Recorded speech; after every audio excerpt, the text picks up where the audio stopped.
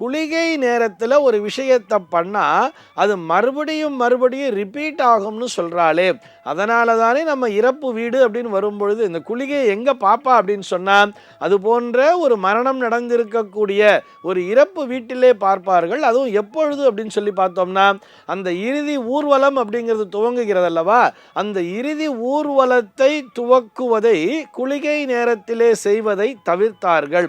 ஏன்னு சொன்னால் அந்த குளிகை நேரத்தில் செய்யும் பொழுது அந்த இறப்பு ஊர்வலமானது துவங்கும் பொழுது தொடர்ந்து அந்த வீட்டிலே இறப்பு என்பது அந்த நிகழ்வானது தொடர்ந்து நடந்து கொண்டே இருக்கும். அப்படிங்கிறதுனால தான் அதனை தவிர்க்க வேண்டும் சொல்றார்.